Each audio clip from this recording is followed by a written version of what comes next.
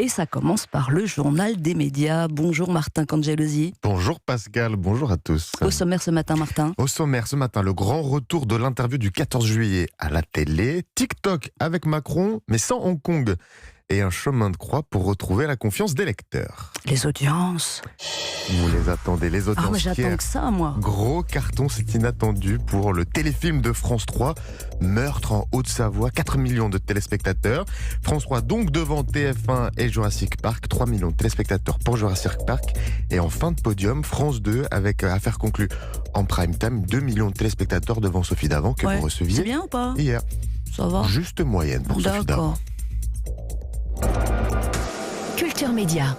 Et pour commencer ce journal des médias, on connaît le nom des journalistes qui vont interviewer Emmanuel Macron le 14 juillet. Et c'est Gilles Boulot, présentateur des JT TF1 et Léa Salamé en charge des émissions politiques sur France 2.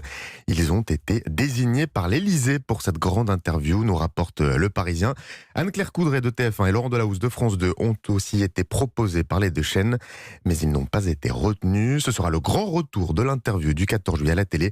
Quand il avait été élu, le président de la République avait surpris tout le monde en mettant fin à cette tradition. Emmanuel Macron qui ne choisit pas que les médias traditionnels pour s'adresser aux Français, Martin. Pascal, vous l'avez sûrement vu, le président vient de publier sa toute première vidéo sur TikTok. C'est quoi? Alors TikTok, vous savez, c'est ce réseau social qui cartonne chez les jeunes, Pascal.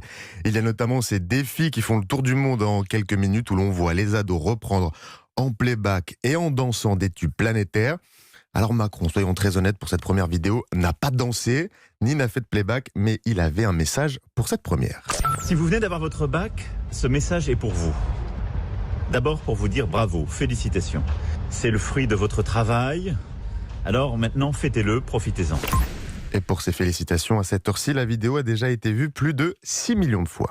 Pas mal, pas si mal. C'est bien, en sachant qu'un journal télévisé, c'est dans ces eaux-là, on se dit que Macron a fait aussi bien sur TikTok. S'il avait dansé, ça aurait été davantage. On reste toujours sur TikTok qui vient de prendre une décision très radicale. Macron sur TikTok, mais à Hong Kong, l'application n'est plus disponible. Vous savez, Hong Kong, c'est cette petite enclave chinoise de 8 millions d'habitants. TikTok est prié sans attendre de se plier à une toute nouvelle loi décidée par Pékin. Le nom de cette loi, loi sur la sécurité nationale comme en temps de guerre. Alors pourquoi cette loi? Parce que depuis plusieurs mois, les jeunes se rebellent et descendent dans la rue pour demander plus de liberté. Avec cette loi, les autorités verrouillent désormais Internet. Tout simplement, c'est radical. Les policiers à Hong Kong peuvent dorénavant arrêter n'importe qui appelant à manifester sur les réseaux sociaux ou grâce à des applications populaires telles TikTok. Alors de quoi inquiéter le monde démocratique, de quoi inquiéter aussi les géants du web américain? Parce que Google, Facebook ou Twitter, eux, sont encore disponibles à Hong Kong, mais doivent se soumettre à cette loi. Depuis plusieurs heures, ils ont l'obligation de donner à la police le nom et l'adresse de tout internaute suspecté de protester contre le pouvoir. Rien que ça. Google, Facebook ou Twitter risquent même de lourdes amendes et leurs patrons peuvent aller en prison s'ils tiennent tête au gouvernement chinois. Mais pour l'instant, les gens américains refusent en brandissant la liberté d'expression et les droits de l'homme. On ne sait pas si ce sera suffisant très longtemps comme argument. Comment dit-on droit de l'homme en chinois? On ne le dit pas. Silence. On termine avec La Croix qui lance, le journal La Croix qui lance aujourd'hui la 3e saison de son podcast L'envers du récit. Alors le concept est assez simple. Un journaliste du quotidien nous dévoile les coulisses d'un reportage et la tambouille interne du journal. Ce n'est pas anodin que ce soit La Croix qui lance ce genre de podcast. Le quotidien scrute de près la confiance ou plutôt la défiance des Français envers les médias en prenant très régulièrement la température dans le pays. Et cette année, ce n'est pas très bon. 71% des Français n'ont pas le sentiment que les médias rendent mieux et davantage compte de leurs préoccupations. Et Jérôme Chapuis, en charge des podcasts du quotidien, nous en dit plus.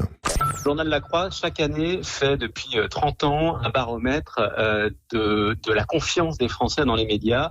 Et l'intuition qu'on a eue il y a 3 ans, quand ce format a été créé, ça s'est transformé en conviction. C'est-à-dire expliquer d'ailleurs très simplement pourquoi on peut éprouver de la sympathie, éventuellement du désarroi, parfois même du dégoût pour tel ou tel événement, tel ou tel fait, telle ou telle source avec lesquelles on a pourtant à dialoguer. On explique notre démarche parce qu'on pense que c'est un gage de crédibilité et de confiance.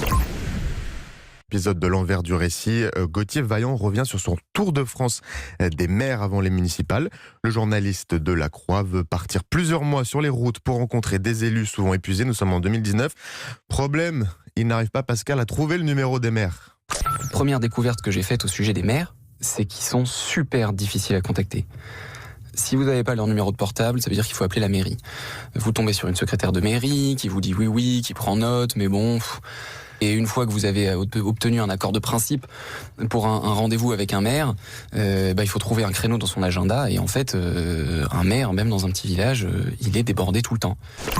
Voilà cet extrait pour nous. Pour vous, Pascal, en avant-première, l'envers du récit, c'est disponible dans quelques minutes sur le site de La Croix. Merci beaucoup, Martin Cangelosi, et je vous dis à demain. À demain.